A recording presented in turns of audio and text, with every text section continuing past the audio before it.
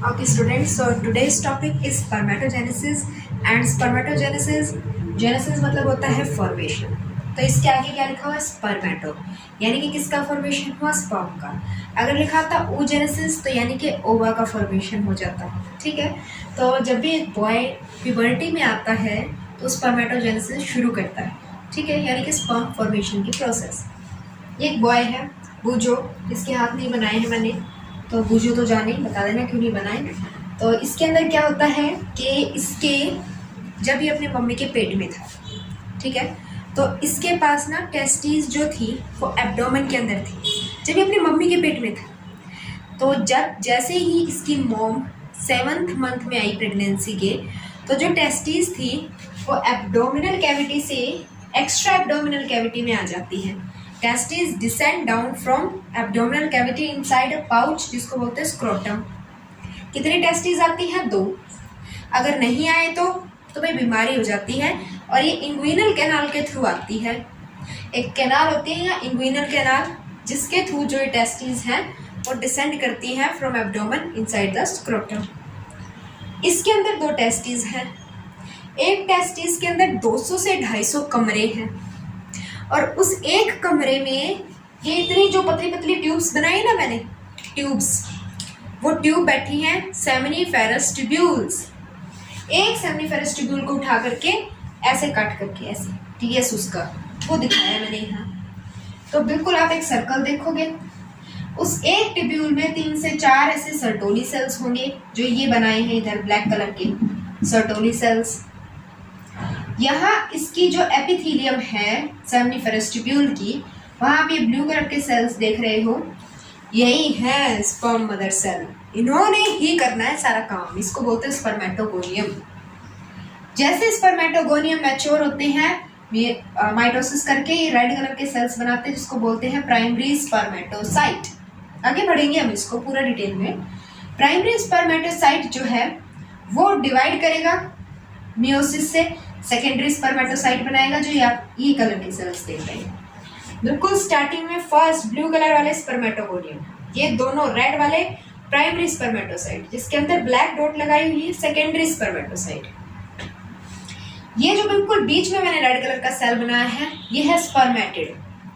मैंने स्टार्टिंग में क्या बोला कि spermatogenesis is the process of formation of sperm from spermatogonium.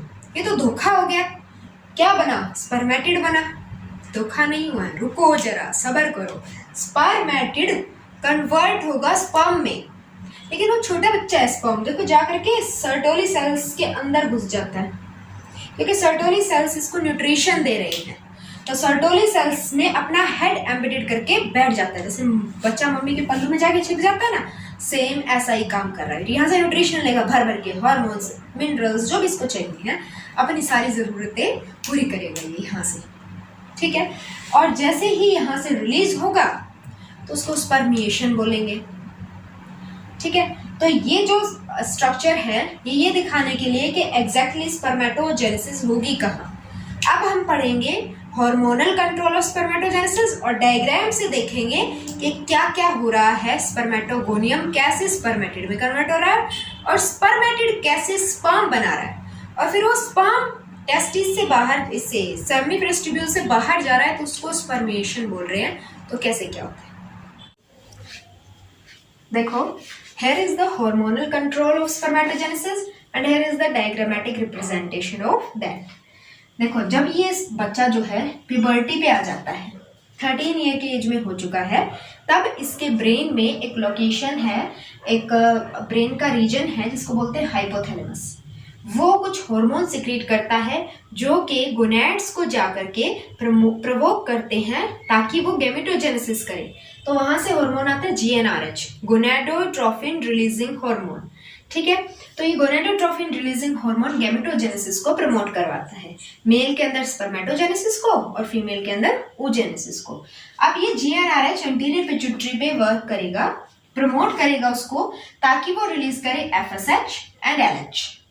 FSH और LH टेस्टिस में जाएंगे, वहां से टेस्टिस के कुछ स्पेशल सेल्स, लेडिक सेल्स और सर्टोली सेल्स, उन पे वर्क करेंगे और लेडिक सेल्स से रिलीज करवाएंगे टेस्टोस्टेरोन.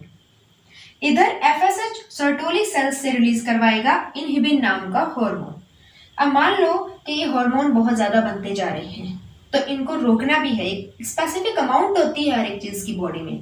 तो इनहिबिन जो है नेगेटिव फीडबैक देगा किसको? एंटीरियर पिट्यूटरी को।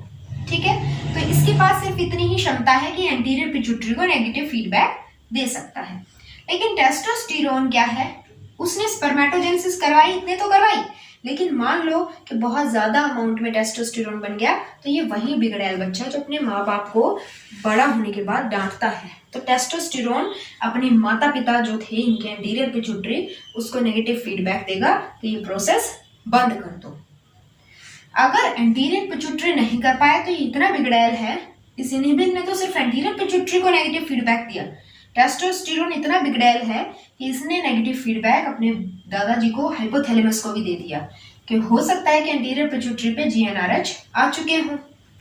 अब टेस्टोस्टेरोन आ चुका है, टेस्टोस्टेरोन के आते ही इस बच्चे में जो स्पर्मेटोगोनिया पड़े थे वो मल्टीप्लाई कर रहे थे। मल्टीप्लिकेशन फेज मतलब क्या? मल्टीप्लाई कर रहे थे, क्योंकि देखो 13 साल से लेकर 50 साल तक बनाने स्पर्म, तो 20-30 साल तक कम से कम। तो ऐसा नहीं है कि वीकली बनेंगे या मंथली बनेंगे, रोज बनेंगे, रोज होगी ये प्रोसेस स्पर्मेटोजेनेसिस की। तो इसीलिए टेस्टोस्टेरोन जो है उसने स्पर्मेटोगोनिया को प्रोवोक किया कि तुम बहुत ज्यादा नंबर बनाओ, अपना मल्टीप्लाई होते रहे, मल्टीप्लिकेशन चलता रहा। अब इतने और मल्टीप्लाई हो रहे हैं, उनमें से कोई एक जो है वो मैच्योर हो जाता है, प्राइमरी स्पर्मेटोसाइट बन जाता है। प्लॉइडी होगी 2n, यानी मान लीजिए ह्यूमन का है तो 46 क्रोमोसोम होंगे। फिर प्राइमरी स्पर्मेटोसाइट ग्रो करना शुरू करेगा, जैसे ही ग्रो करेगा मियोसिस 1 होगी, उसमें प्राइमरी स्पर्मेटोसाइट कन्वर्ट होगा सेकेंडरी स्पर्मेटोसाइट में, जहां मियोसिस 1 होते ही जो सेल्स बने हैं दो, उनके पास नंबर ऑफ क्रोमोसोम हाफ हो जाएंगे, यानी कि हैप्लॉइड सेल बनेंगे ये। प्राइमरी स्पर्मेटोसाइट्स जैसे ही ग्रो करेंगे फर्दर, वो डिवाइड करेंगे और बना देंगे स्पर्मेटिड। तो ये 4 जो बने हैं ये स्पर्मेटिड है।